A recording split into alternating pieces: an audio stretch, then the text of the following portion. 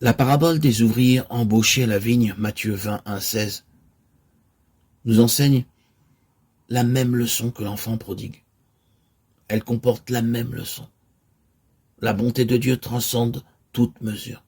Celui qui veut calculer, faire des comptes, n'y a rien compris. Il veut la mesurer à l'aune de sa petite mesure humaine. Il ne se réfère pas à l'amour, mais au travail effectué.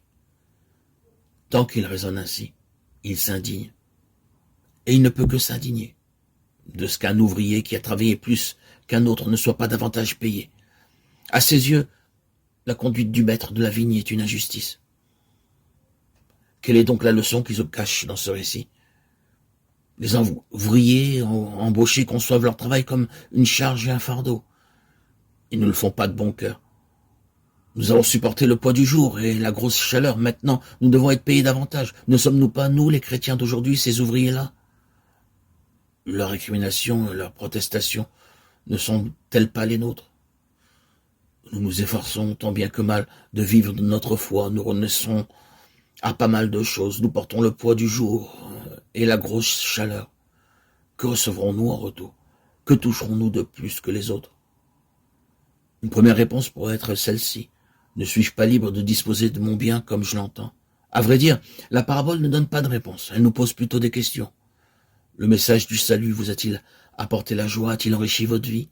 Pour vous, Dieu est-il dans son Fils, ce Père dans la maison duquel vous trouvez refuge et raison d'être, où vous goûtez un bonheur tout simple? Alors, n'êtes-vous pas heureux de vivre près de lui, d'être aimé par lui? Peut-être en sommes-nous bien loin, trop encombrés par notre enfance et notre éducation, trop craintifs de vivre cette certitude.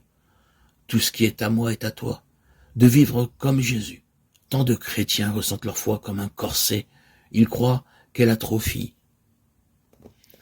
leur vitalité. Tout autour d'eux, ils ne voient qu'interdits et commandements.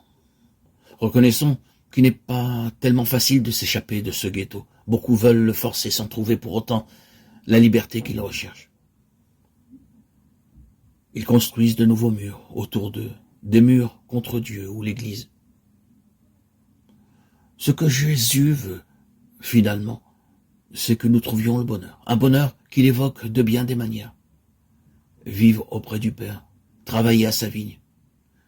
Il a en vue ce bonheur lorsqu'il nous dit que Dieu est avec nous et nous offre les trésors de sa tendresse, de son affection, qu'il veut se donner lui-même à nous, comblant ainsi toutes les aspirations du cœur de l'homme, qui ne tient pas de compatibilité, mais se réjouit chaque fois qu'il voit venir à lui quiconque est prêt à recevoir en partage la vie éternelle. Voilà où l'homme peut trouver le bonheur. Il le trouvera s'il a la foi en Jésus.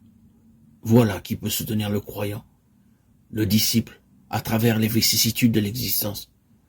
Cela sera aussi son espérance à l'heure de la mort.